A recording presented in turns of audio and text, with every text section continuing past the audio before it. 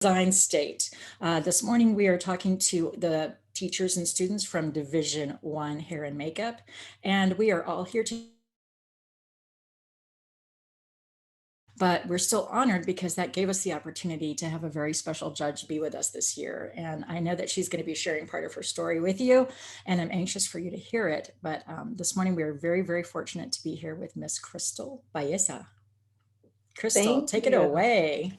Yeah. So a little bit about me is that I am originally from the Rio Grande Valley in Texas. I started this whole journey with hair and makeup because of the UIL theatrical design competition. I had my high school director, uh, Brian Honnell. Hi, Brian.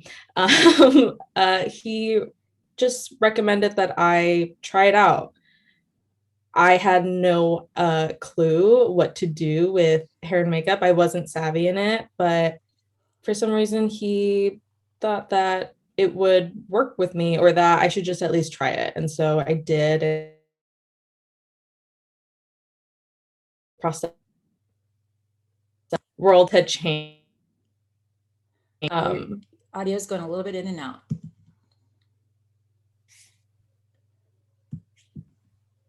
oh no. Mm. You can just try and keep talking if you want to. It was just kind of flickering in and out, but let me see if we can still hear you. Yeah. Oh, yeah, you're back. Okay, perfect. Um, So through the UIL theatrical design competition, we did, so it was Hobbit, Tartuffe, and then Cats. And then I went to school in St. Louis, Missouri, Webster Conservatory, and I majored in wig and makeup design. So something that I didn't know then was that there are only two undergraduate schools who offer wig and makeup design majors. Uh, and it's specifically for they have an even balance of film, TV, and theater. Webster is strictly theater. And I knew by the end of my senior year that this is what I wanted to be doing, and theater was it. So I went to Webster through those 4 years. I learned a lot, and but was also prepared because of the theatrical design competition. What we did every semester at the end was basically a was state. It was state at the end of every semester. So the black foam board presenting our the work that we've done through the semester, and that was every year. And I remember our freshman year, a lot of the students in my class were nervous because it seemed like a lot to get all your work from the semester put up, and you would be critiqued also with the teachers or future employers, professionals. And I remember thinking like, oh, we've got this, like we've done this before. I'm used to this. And what was fortunate was that at Webster, there were so many Texas people. So like we all had gone through this process together. So we were just like, oh yeah, this is like normal, which was great. It was a nice advantage.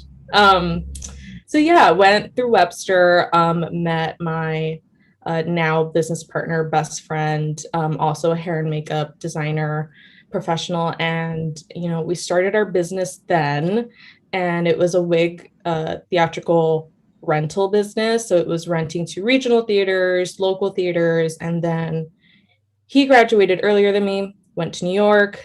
I needed to finish We lost you. an opportunity. Oh,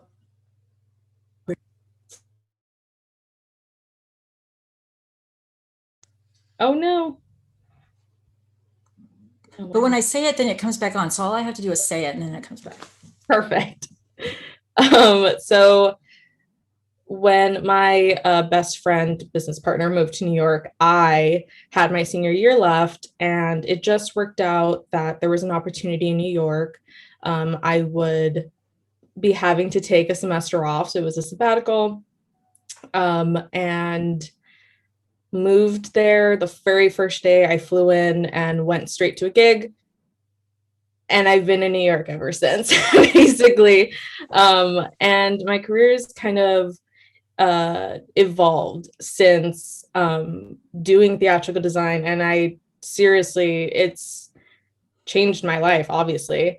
But yeah, that's a little bit about me. Oh, I guess I should mention my most recent job was being the assistant hair supervisor.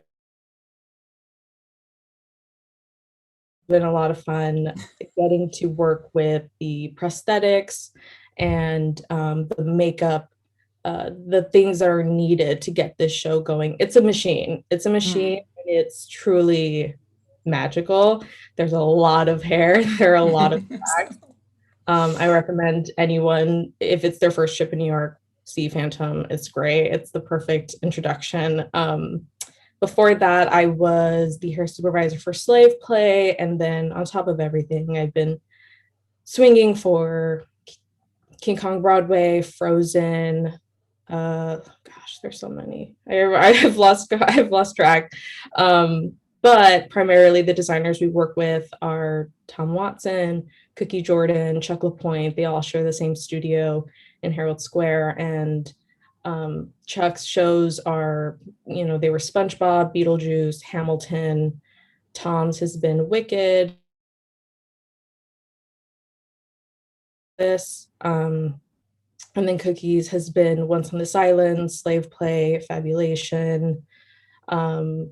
And then upcoming is going to be The Public's Miser Wives. And it's going to be really interesting because we're, coming back after having almost a year off. And so same like you guys, I definitely get how hard it's been to do what we do during this interesting time. But I just from seeing the entry so far, it's the same throughout. It's the same theme of we're adapting and we're, trying to conquer this thing, just trying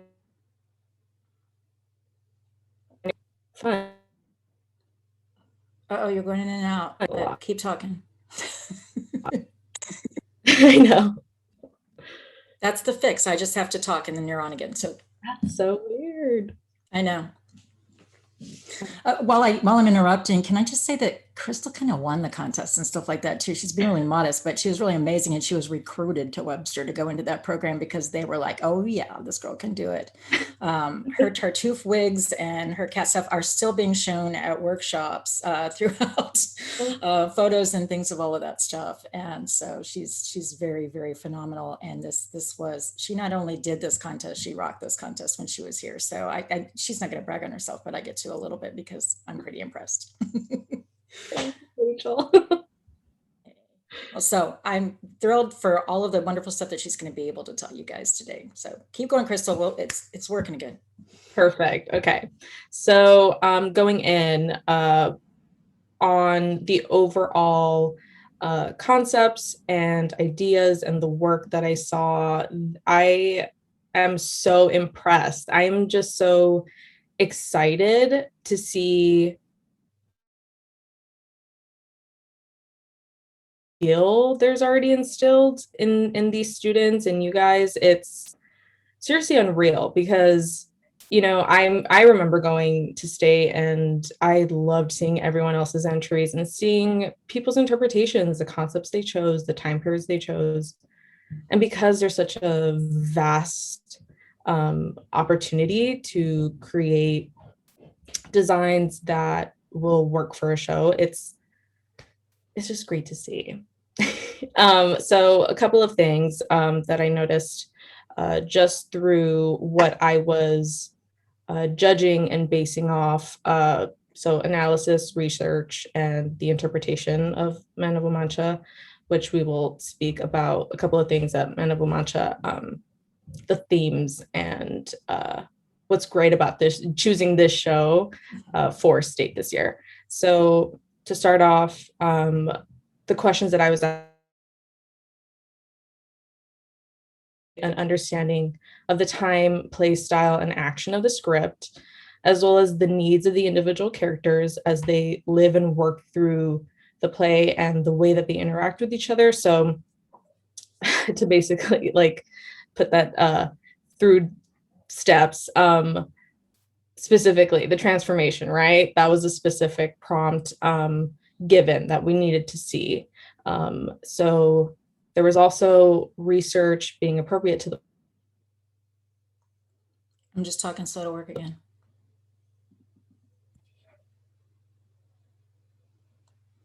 I was just talking because slow to work again, but okay, keep talking.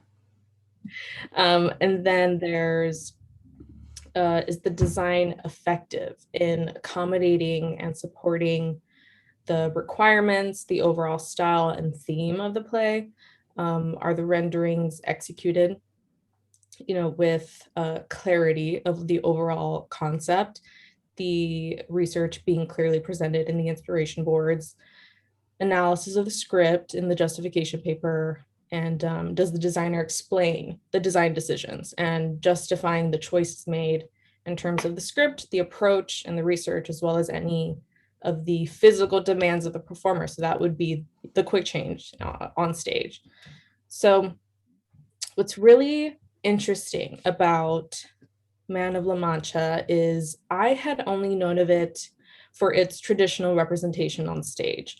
The production that I've known about is the Brian Stokes Mitchell production, 2002 revival. But in doing more research after being asked to be this judge, it's like, okay, I knew about it, but I want to get the nitty gritty because I think that is something that I have always done with this competition and throughout my career with designs and stuff, is finding that one thing that just, it doesn't even ignite, it just continues my interest for the show and wanting to create something that is unique but also is realistic to this production.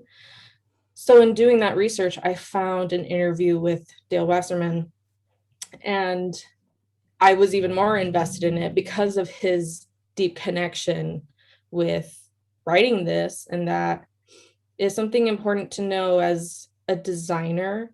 You typically have 4 shows in a year that you've done that you forget or that you want to forget because you're just like, okay, wait, that's not how I wanted it to go.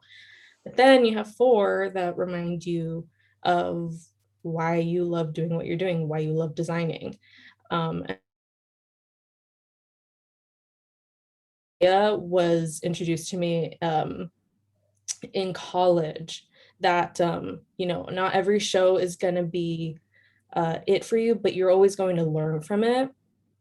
That's something that I want to stress a lot. I want to emphasize that that maybe this show wasn't your cup of tea, but that. Lost you for a second, so I'm talking so you can talk. Oh, I'm talking so it'll work. Interview with, oh, You're back. perfect. um so in that interview with Dale Wasserman, he said, I wrote Man of La Mancha because I believed in it. It is my most personal play. This piece of work, this iconic story is being presented over and over and over for themes are just constantly themes that don't go away. They're not, they're irreplaceable. They're timeless, essentially. So because it was due to someone's faith in it that it's become this successful, iconic play is really important. Someone's passion, you're seeing it. You're seeing it with the script and then with the designs and the productions. Yeah, I hope that you take that one thing from it throughout this experience, is that you learned something and that you were able to create something, because that's so important. What I found within all these entries was that level of skill, you can't be taught that. You all already have it. So congratulations, you've already, is like you can't teach that kind of skill that is shown, and that's just really it's really fortunate that we're able to then showcase this, and that, where you are at, you're, you have so much time ahead of you to continue and furthering your styles of rendering and application, and figuring out different ways to do prosthetics or to do quick changes that on stage that is not done every show. Those are definitely my favorite kind of shows, is the ones that you're like, oh my gosh, I remember I had to do that one quick change and completely transform this character into another. And it's like, then you can add that skill, that quick change skill, into your resume. That's super important. So going back to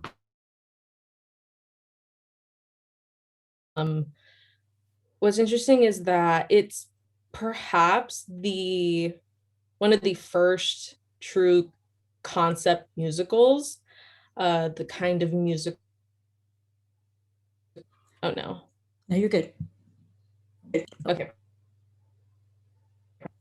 It's the first concept musical in which the overarching metaphor is more important than the actual narrative. The method of storytelling is more important than the story.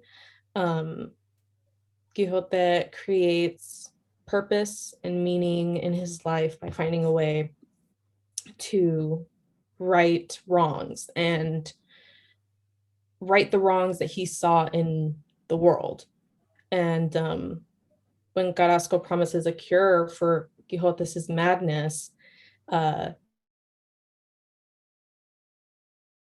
not be worse than the disease, he knows that taking someone's dream away, specifically his, can be devastating and fatal. So he ultimately sees that the death of Quixote's dream, right, causes his actual death. It's a very interesting, but also this story has a lot of opportunity for design, a lot of opportunity to showcase what this show could be, what different worlds we can create.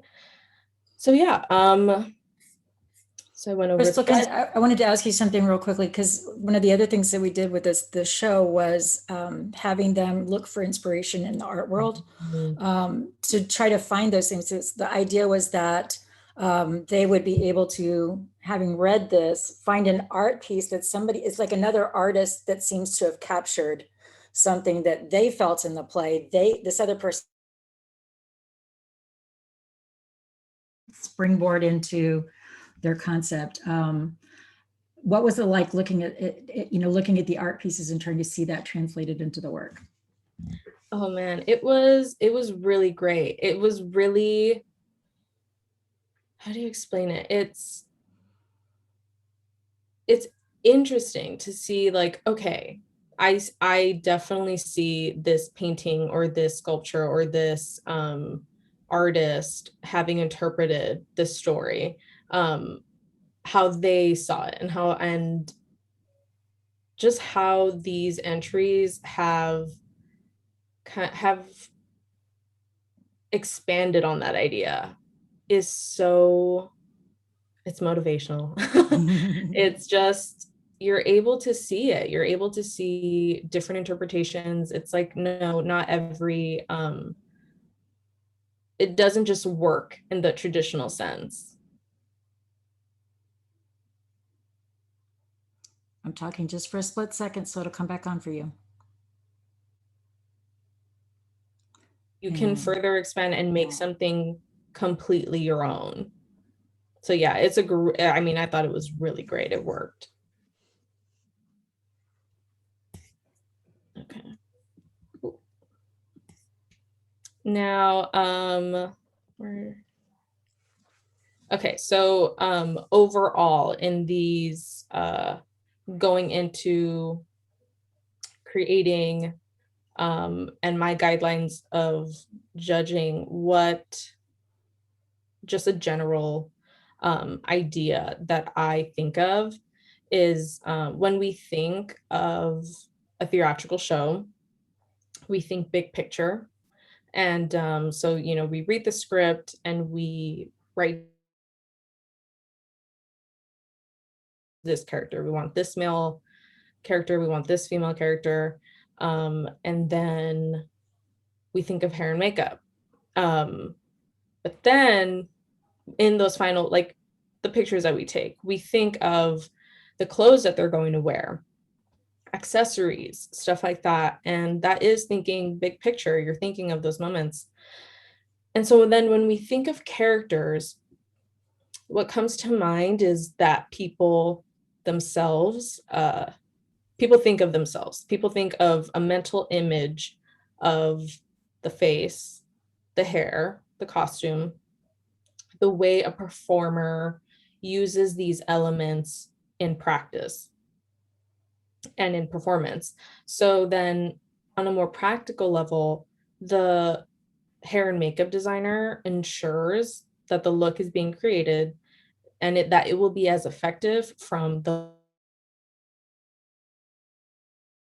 notice that was being thought about in these entries. Um, the scale was right, the proportions are right.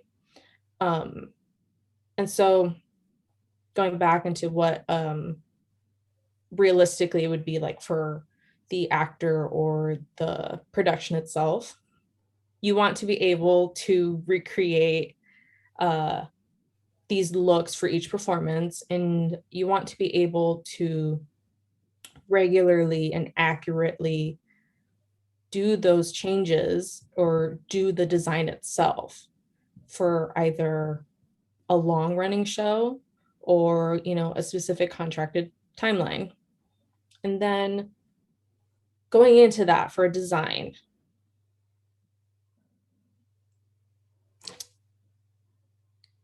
Uh-oh. Just talking for a second. Go. an elaborate piece that can actually be done in a performance. So realistically, how well can this quick change, this transformation be done? And how the vividness and the preciseness of leaving no room for the audience to get pulled away from the story. So you want to see a great transformation, but you also don't want to take away from the message. You want to depict it, you want to complement it. So yeah, just remembering that we're painting a story in color and it's a visual show, and that hair and makeup is a very personal experience. So, when you're transforming the way you look, the way an actor looks, it's designs can be very personal. So I totally get that. But just in the remembering how effective a transformation or how a design can be effectively done. And yeah, so then continuing with my overall observations, um, tips and stuff like that would be so for prosthetics, if you're trying to get a realistic finish to your prosthetic makeup, you need to apply the solid colors with a basic brush. Like thinking to when I was doing The Hobbit, like the monster prosthetics and the makeup required an art. What I found, uh, which I didn't even know then that I was doing it, but dry brushing, it's a way to kind of master. It comes in handy for adding depth to prosthetics. It's another tip also that was given to me by Jared Janis. He's a designer. He's the assistant uh, wig and makeup designer on Wicked.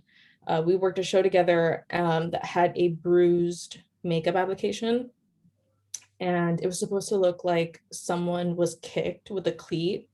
So it was like a pretty large piece, and it was all done just with alcohol makeup. Would Keep talking. Keep talking. You're good. You'll be okay. Okay. It allowed to highlight edges of like the torn skin texture in the wounds and muscles quickly and easily. So this was done through intermission. It was a great trick to just, get this looking as realistic and as good as possible. One thing also, so in covering a large area, for example, adding the basic flesh tone in a prosthetic or in a piece, using a sponge, right? But we don't need the expensive makeup sponges, no beauty blenders. In fact, we would advise against it. If you're going to go for coverage, you need to use a sponge that you can find in the supermarket, cut into triangles, cut off the skinnier edge of it, use the other half, and yeah, it works really great. So then we talked about dry brushing. You're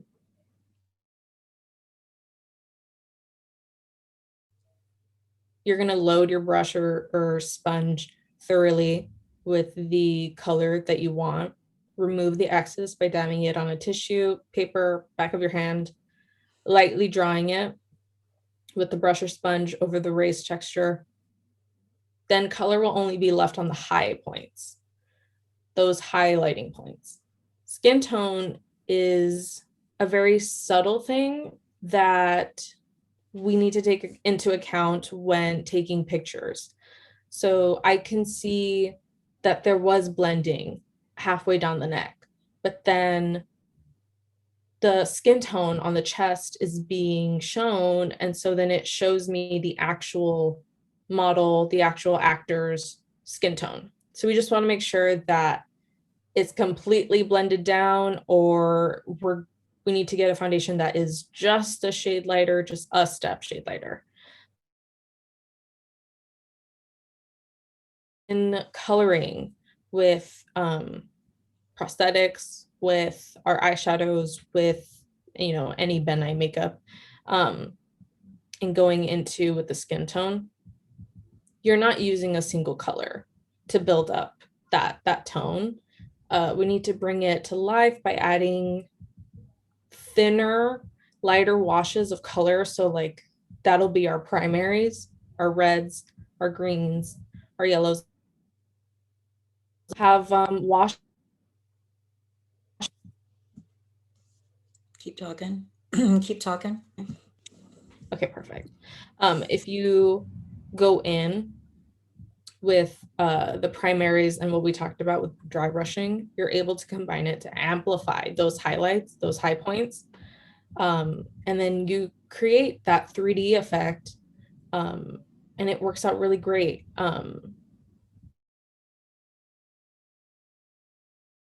Just is knowing those points that you want to hit with the brushes or sponge. And the next thing would be old age. So everyone gets old age, right? So everyone that had that done, which it was everyone, you guys get it. You get the basic understanding of how it should look like. The blending is great.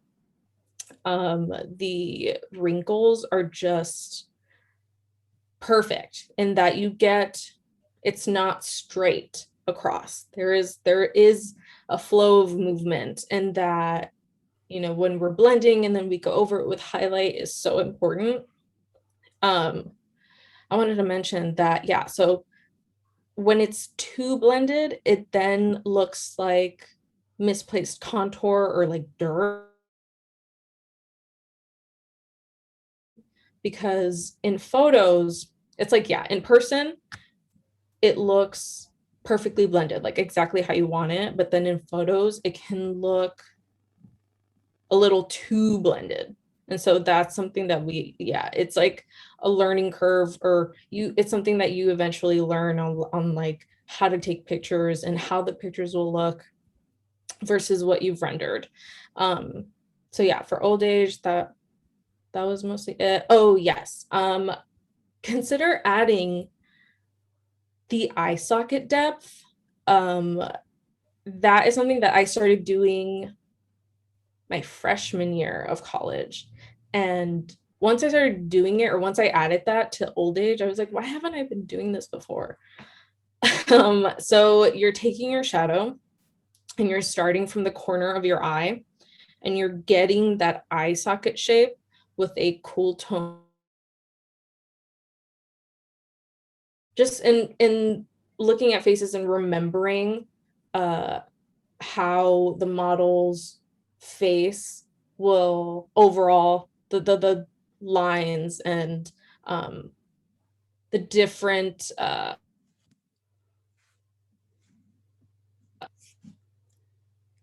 Keep talking. So, yeah.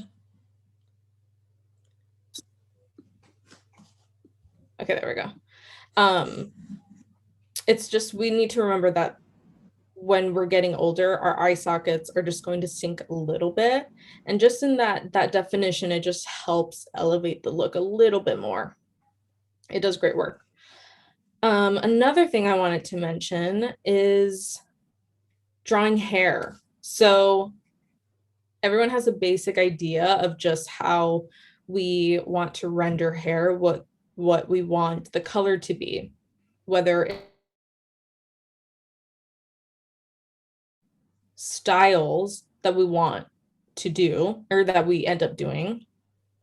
And I found this to be difficult when I was doing it back then. It just was hard to kind of get the movement of what I wanted. And then it was, do I do every single strand? Do I just do, one big blob? And then just run color through it, or what was the best way to depict that? And so what I found throughout these years is it drawing hair itself is a great way to practice shading. So like if you're trying to develop that skill in shading and in getting definition, you're going to be advancing your ability to draw different textures. And that's very essential to what we do. Renderings are super important for overall for the production team to see what we're trying to achieve. Texture is something that I found directors really gravitate towards. They want to be able to see it and to feel it. And by doing that, you're giving them the best way to view your design and make it work in your favor. Also, to drawing hair, not to mention, we're able to progress out of observing, so like our observational skills versus analyzing the references for hair. We're trying to avoid dark ends in hair when we're drawing it. So we're releasing the pressure on the pencil at the end of your stroke of the hair. When you're doing it, just take the pressure off at the end and then try to get your hairs darker at the root. Remember to create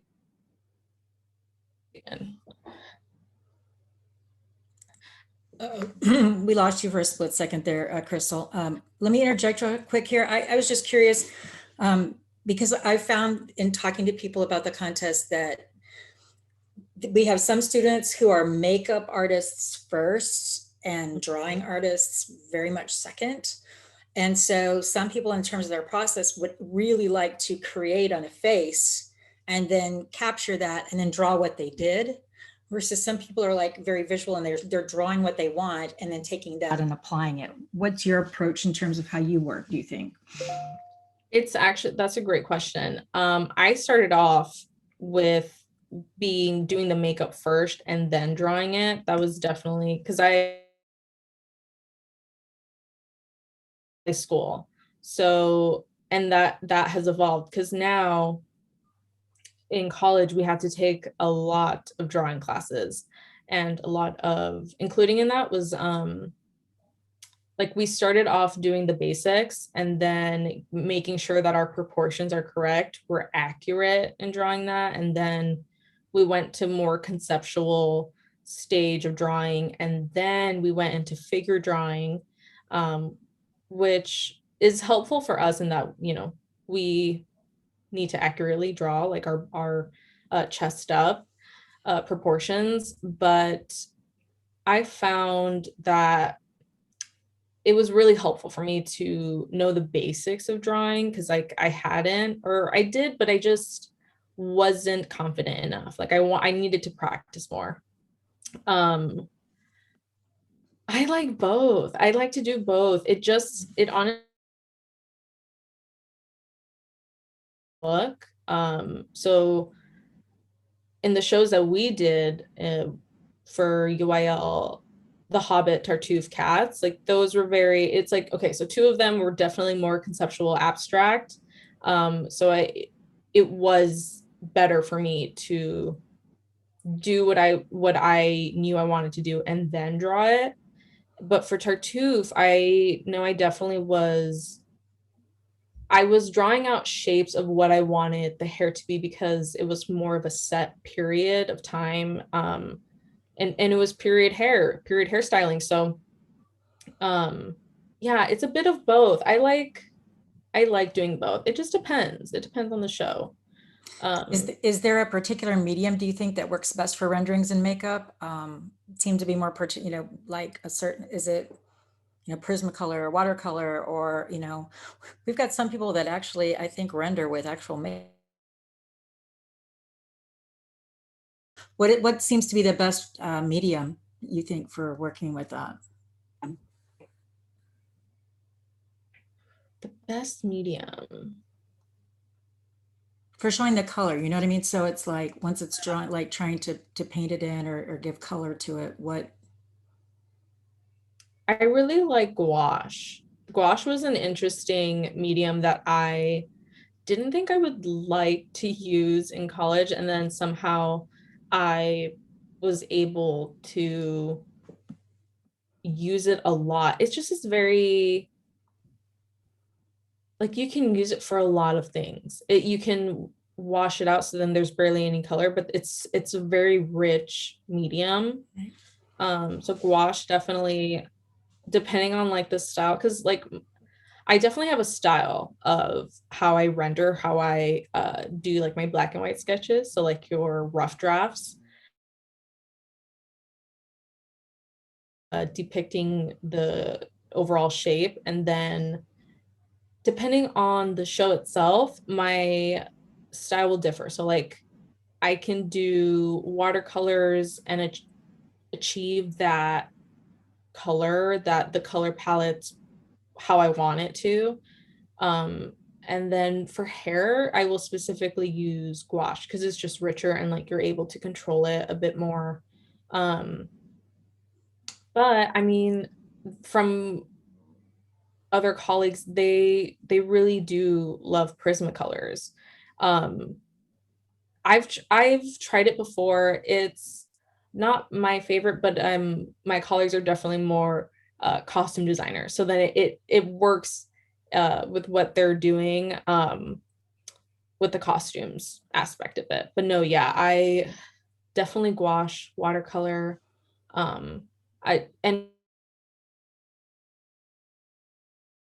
it's a lot of brushes and the ability, of course, of choosing shades and textures is you have a lot more options when you're digital rendering too. And that too, like digital rendering versus drawing, I've started with digital and then switched to drawing, and then now I incorporate both. And I could not stress that enough. Like practice and just try to figure out what your preferred medium is. Oh, I'm just talking so you'll work again. And there we go. Sorry. Yeah, so along with the drawing of hair, I like to think of it like fabric. Um, I hope that doesn't sound cliche, but it's in the movement of fabric that we're able to show that in rendering. So yeah, just think of the way that chiffon will move, especially when there's air involved. If there's wind, you can see it flowing. So if a hair is not flowing, what are you using? You're using, stark, uh, rigid strokes. Um, if you're not doing that, if you're doing wavy, you're twisting your hand and letting it kind of free fall. It just is practicing to make it look um, like it has definition. That's what we want to see more of. It's just getting that definition in there. It's there. You can just push it a bit more. Um, yeah, I'm thinking of what else. I know personally, I'm just curious because one of the things I found in terms of directing this contest is that it's very difficult to see the inner workings of the hair and makeup industry. I try to look up what are the most common rendering styles right now, or people are using, and I can't even think of the name of it right now, but composites, I guess, where they'll take the actor's face mm, on computer and like bring that up, but then use that as the basis and draw and do all their makeup on those. And it's like, when we're trying to get our students to be able to explore an industry and what they're working towards, we're kind of clueless. And so like having you as a resource, that's what I needed to also learn, or this is where technology is taking it, or this is how you show, this is the new tool or the way you show what you're envisioning to directors and designers now. Where do we need to up our game, I guess, in the contest, or like, is what we're oh, doing industry standard or not? no, definitely. What we're already doing is industry standard. What I found is that designers will use both digital and drawing.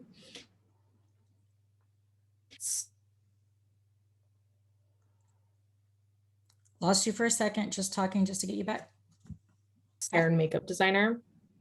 So a lot of what the looks will look like have been discussed already with the costume designer and with the director, and the costume designer is showing what and um, any specialty makeup uh, usually is done and shown with the actor. Sometimes there are renderings for special things, but that's it. It just depends on the designer. Some don't and are like, I don't need to do a rendering to do that. But what I'm finding more of, and I think that's just because of the different artists that are already like coming into the industry, is just rendering is the best way to just show in a meeting, this is what I'm thinking. And inspiration boards are huge. So yeah, no, we're definitely, UIL is definitely doing what we already do. So with renderings, it's what I will do.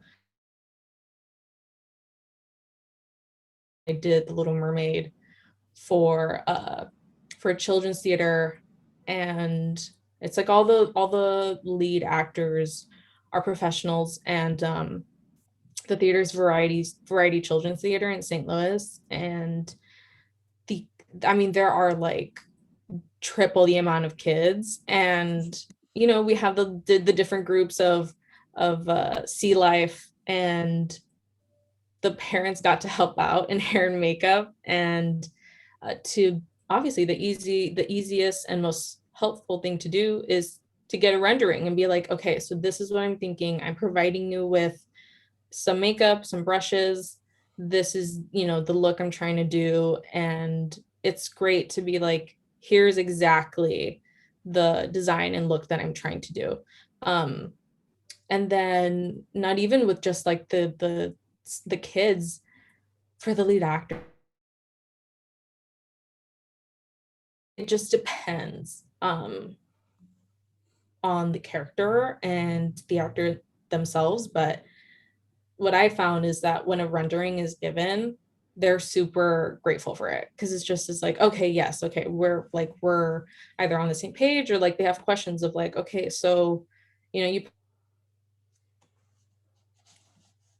Oh, I have to talk so that you can talk again, but I wanted to ask real quickly. So in terms of those renderings, do you also put on steps and things like that of what they need to do on the rendering? Or is it just a picture of it, which seems to be the way that those work? Mm, the so like what I did then specifically with the kids, I had steps on there for the parents. And so what I would do is, so I rendered it, right? I put it on Photoshop and put another layer on it, and wrote and drew arrows and exactly, what the first step is, what the second step is. For the other renderings, like Ariel, um, I wrote, because it's beauty makeup, but it's like some of the like glitters involved. I was like, okay, we're writing a step on like hairspray, and then touch of glitter on your cheekbones. But then for Ursula, I just did the rendering because I was doing the makeup myself. And we like talked through the steps. But yeah, no, definitely both. It just depends on what is needed. It's a really great thing though to have the steps, because if you're not there doing the show and you're the one that does the makeup, it's really easy to be like, okay, yes, this is exactly what I what I need to do. But yeah, what we have in every show is called a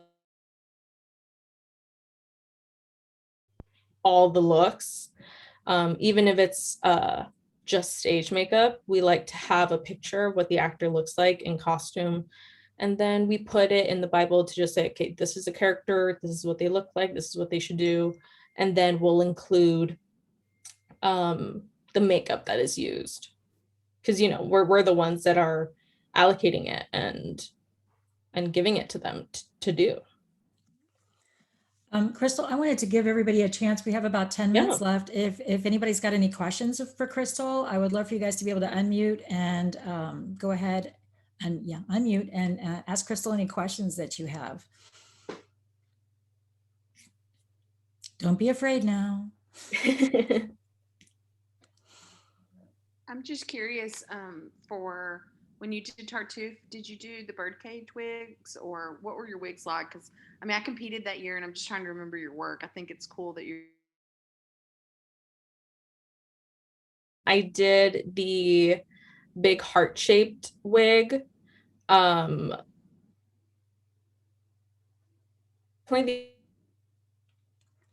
Oh no.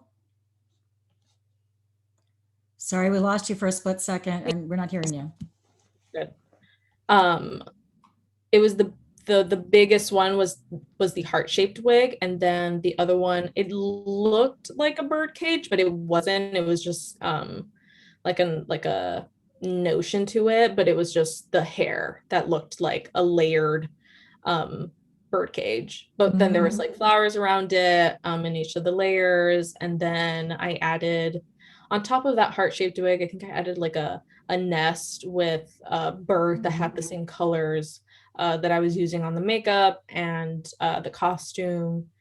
And then for the male, it was just a male's period wig. But yeah, I that was, remember them. and thank you. I know I'm excited to be, it feels like a full circle moment. Yeah, it's really cool that you're judging. So that's exciting, and it's exciting to hear about your success after having gotten started in this contest. You had a great coach. I definitely did. I owe them so much and this competition so much. Yeah, and I just want to mention, like, with this competition, it helps you so much to just figure out how you work as an artist, and it just gives you that work ethic that you can't find anywhere else. It's a great introduction to it's a great realistic introduction to what you will be doing as a professional. But That's yes, so good to hear. yeah, no, seriously. I have a lot of colleagues who uh have asked, like, oh, did you learn all that rendering stuff in college? And I'm like, no, actually I started off in high school because we had this theatrical design competition, because I guess most states just do performance based competitions, not so much production based. So theatrical design having its own competition is a big deal, and I always hear like, oh God, I wish I had that when I was in high school. So We can thank yeah. Luis Munoz for this Ugh. brainchild of competition, because it's incredible that we have, I think it's very rare that we have a high school competition at this level for technical aspects. And I mean, we didn't have it when I started teaching, so it's super exciting that we have it and that it's just become more prestigious and bigger and better, and it's very exciting. So to hear like you. Thank you. You know, I feel like there's probably lots of, there's other people like Krystal who have, I would love to do a theatrical design "Where Are They Now" page on Facebook or something where we could like put up there and like all of our alumni from theatrical design, like where did they take their skills? Because I know some people will take it in a completely different direction. Some will go Mhm. professional, but some will be using their skills. That's a brainchild I have, but I don't know how to make it happen. Oh my gosh, that would be so great. Wouldn't Because it? it's Because when yeah, you find it's Texas people that are on the production side and you're like, did you do UIL? And they're like, yeah. And I'm like, oh, you know Well, then. like I have a former student that did set design, and she's an architect now, yeah. Oh, yep. because that was her passion, was architecture, but there was no architecture competition. So this doing set design was the closest thing she could have to doing what she wanted to do in a career field. Oh yeah, that's Sweet. great. What's interesting too is I didn't do set design or costume design, but in doing the group categories those 2 years, that also was helpful because in the conservatory that I went to, you had to take classes in all fields. So like we took a set building class, we took um a costume like building, and then draping. You got to take different ILEs, so like that's independent learning classes, and then sound design. Yeah, you took a lot of classes that so it just made you a more like well-rounded artist. But of course by doing this, it's like, oh, you get an advantage of just seeing what that would be like. And it's like in doing the set design, I remember seeing people do it and learning about the scales, so like Mhm. quarter scale, half inch scale. And we had to first, it was like the first semester was your basic floor plan and then drafting it, and then we had to make it. And people were like really confused about that, the half inch and the quarter inch, people that it's not the field that they're going into. And so knowing it was super helpful. I would think also just the collaboration of learning how to talk to other designers, and it's like how what you're doing is relating to what they're doing, and just learning how to some different ways to pull that together would be helpful too. Oh yeah. And we probably have time for one more question. Anybody? Don't all jump at once. Last chance. Well, I'd like to personally thank you, Krystal. This has been great. Just hearing your the tips and things that you've talked about, and learning a little bit more about your process and how you got to where you are. It's so inspirational for us, and we just thoroughly appreciate you being here to do this with us. It's just it means the world. So thank you. How's that?